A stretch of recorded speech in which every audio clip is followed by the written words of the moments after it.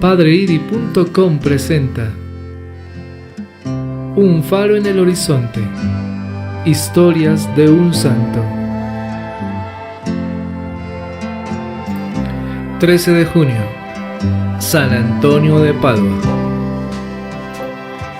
San Francisco de Asís, que encontró al joven fraile Antonio con ocasión del capítulo general inaugurado en Pentecostés de 1221, lo llamaba confidencialmente mi obispo. Antonio, cuyo nombre anagráfico es Fernando de Bulloes y Taveira de Acevedo, nació en Lisboa hacia el año 1195. A los 15 años, entró al colegio de los canónigos regulares de San Agustín, y en solo 9 meses profundizó tanto en el estudio de la Sagrada Escritura que más tarde fue llamado por el Papa Gregorio IX Arca del Testamento.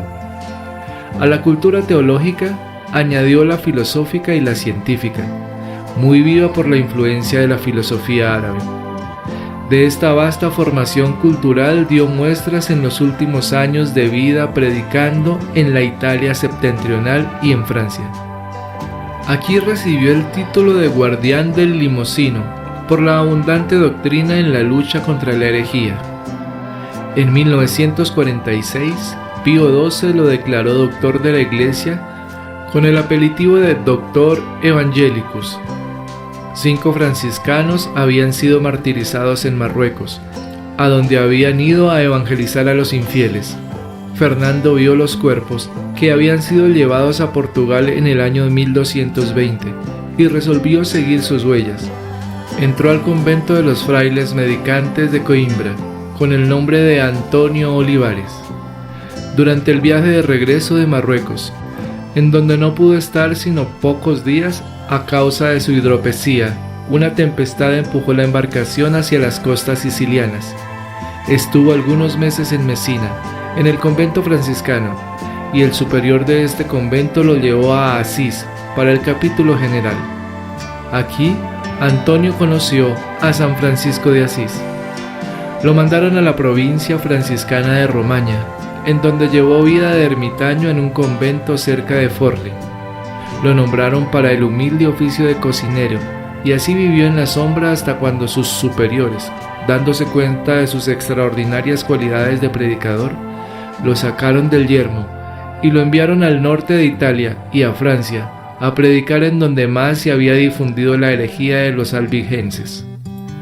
Finalmente, Antonio fijó su residencia en el convento de Arcela, a 1 kilómetro de Padua. De aquí iba a donde lo llamaban a predicar. En 1231, cuando su predicación tocó la cima de intensidad y se caracterizó por los contenidos sociales, Antonio se agravó y del convento de Camposampiero lo llevaron a Padua sobre un furgón lleno de heno. Murió en Arcela el 13 de junio de 1231. El santo, por antonomasia, como lo llaman en Padua, fue canonizado en Pentecostés de 1232, es decir, al año siguiente de su muerte, por la gran popularidad que se había ampliado con el correr de los tiempos. Célebre apóstol franciscano, doctor de la Iglesia Universal y uno de los santos más venerados por el pueblo cristiano.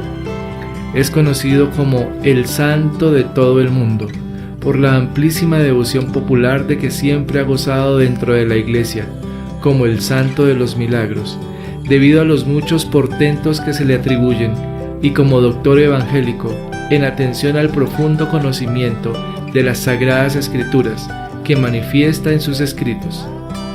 Si prescindimos de los tópicos comunes a todas las historias de santos medievales, en los que incurren también las dedicadas a Antonio, cabe afirmar muy poco sobre su nacimiento y juventud. Sabemos que nació en Lisboa entre el año 1188 y 1191, en una casa próxima a la catedral. Recibió el nombre de Fernando. Sus padres pertenecían a la burguesía acomodada de la ciudad. Como tales, lo más probable es que proporcionaran al santo una sólida educación religiosa y que lo enviaran a formarse intelectualmente a la escuela de la catedral. Siendo todavía muy joven, ingresó en el monasterio de canónigos agustinos de San Vicente de Fora, situado en las afueras de Lisboa.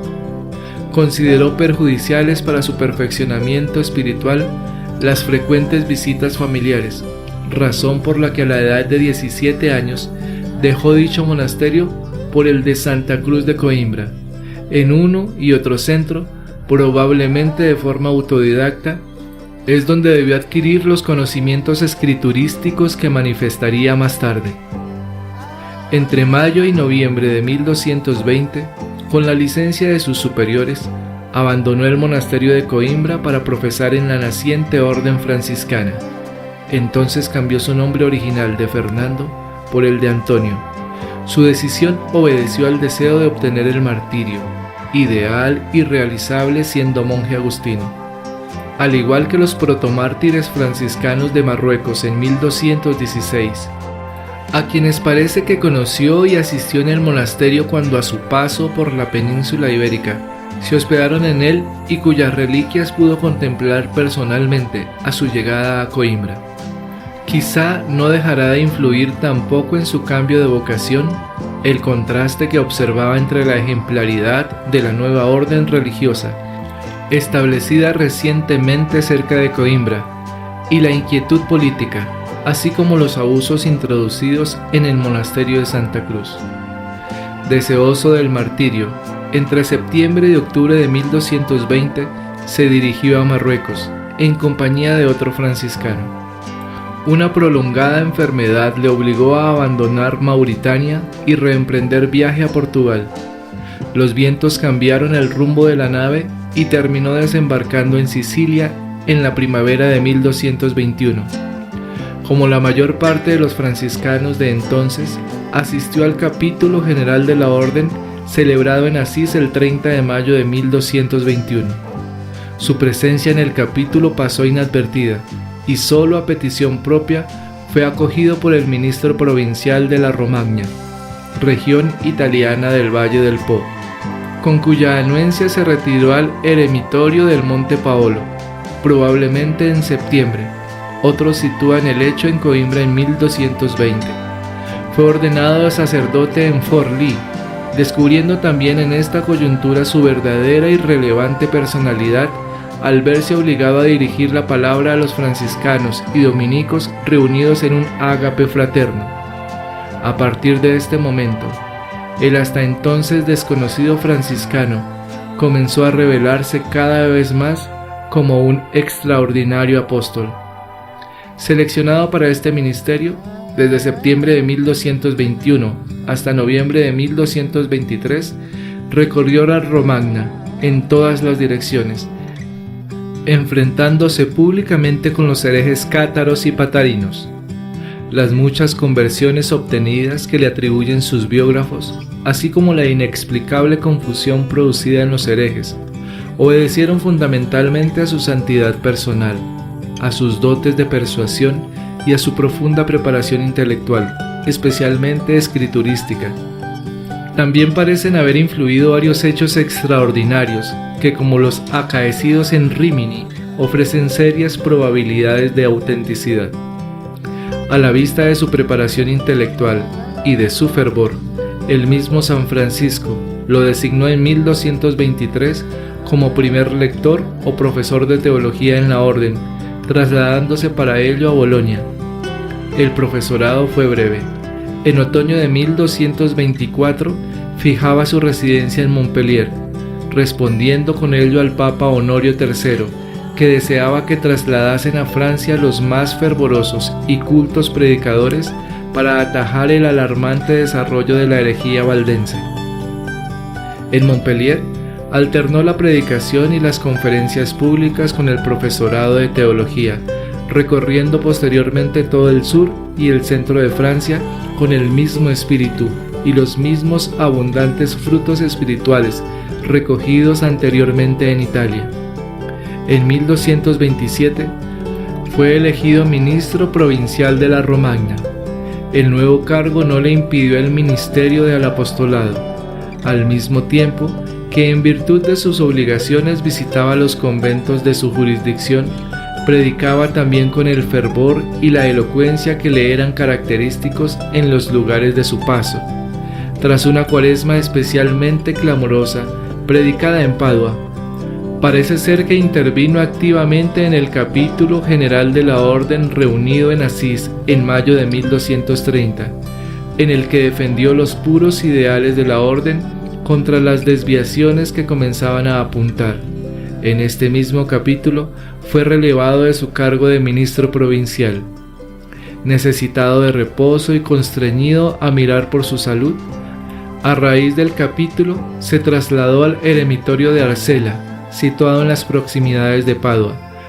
Para ayuda de los predicadores, escribió entonces sus sermones In Solemnitatibus, sermones para las fiestas, sermones en honor y alabanza de la Santísima Virgen María, a los que habían precedido antes del capítulo general, y también en Padua, los sermones dominicales.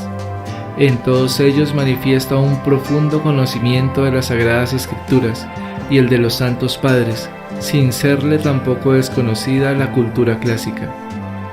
Minado por la enfermedad, muere en el eremitorio de Arcela el 13 de junio de 1231, siendo sepultado algunos días más tarde en el convento de Padua.